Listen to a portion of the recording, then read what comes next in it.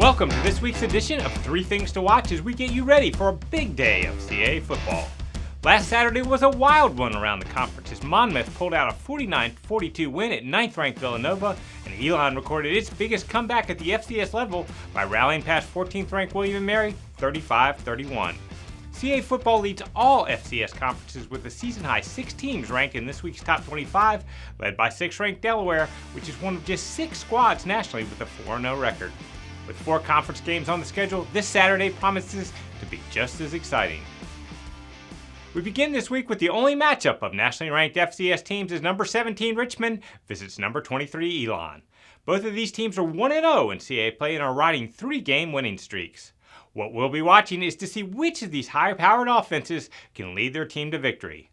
The Spiders lead the CAA and rank 11th nationally in passing offense at 289 yards per game. Quarterback Reese Udinski is the reigning National Player of the Week after throwing for a season-high 357 yards and a career-best 5 touchdowns in last week's 51-7 win over Stony Brook. He tops FCS in completion percentage at an astounding 78.6% and has 11 TD passes with only 1 interception. There are plenty of options to throw to with Josiah Williams, Leroy Henley, and Jacob Harris. Elon counters with his own prolific attack that averages 264 yards through the air and 183 on the ground. Versatile quarterback Matthew McKay leads the CAA and ranks 9th nationally in total offense at 312 yards per game, and he's accounted for 11 touchdowns. 4 Phoenix receivers have double-digit catches, led by All-CAA standout Jackson Parham. Elon also features powerful running back Jalen Hampton, who has rushed for 304 yards in the past 2 games. These offenses both average better than 30 points per game, and we could be set for a shootout. But one bonus thing to watch will be the weather, as the remnants from Hurricane Ian might make it wet and windy. Here are Richmond's Russ Huseman and Elon's Tony Trisciani on the offenses. Reese, he's a really good football player. He's efficient, he's smart, he makes good decisions, and he's got some playmakers around him and an offensive system that he's comfortable in. So he's a dangerous quarterback. They can always run the ball. They find creative ways to run the ball. That's really been the toughest way to defend. Toughest thing to defend with an Elon football team is they always find creative ways to run the football, and they've done it against us in the past, and they're still doing it. The back is really, really good. Their quarterback is excellent. We head north to Orono for our next game as Maine hosts Villanova. What we will be watching is to see which of these traditionally strong programs is able to pick up its first CAA victory. The Black Bears are coming off a bye week after an 0-3 start that included 2 games against FBS competition. Maine's offense has been making steady progress and generated a season-high 378 yards against ACC foe Boston College. Veteran quarterback Joe Fagiano passed for 289 yards and 2 touchdowns against the Eagles. He's developed a great connection with tight end Sean Bowman.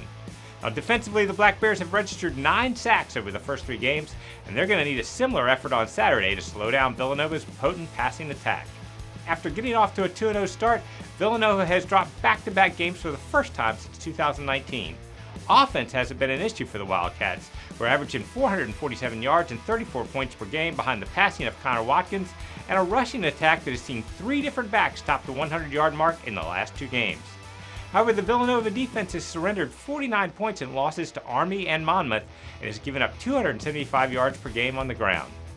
Here are Maine head coach Jordan Stevens and Villanova head coach Mark Ferrante on the matchup.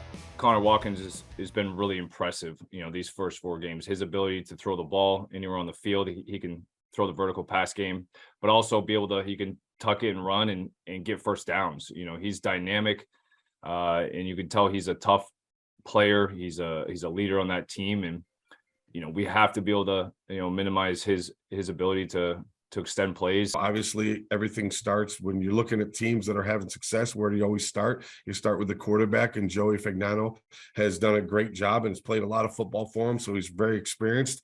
For our third thing to watch, we head to the Ocean State for the annual Governor's Cup battle between Rhode Island and Brown. It will be the 106th all-time meeting between the 2 schools, and the Bears have a significant edge in the series. But the Rams hold a 20-19 advantage since the Governor's Cup trophy was introduced in 1981, including 3 straight victories. Now, Rhode Island battled well in a 45-24 setback at 24th-ranked Pitt, would like to end the 2-game slide before resuming conference play.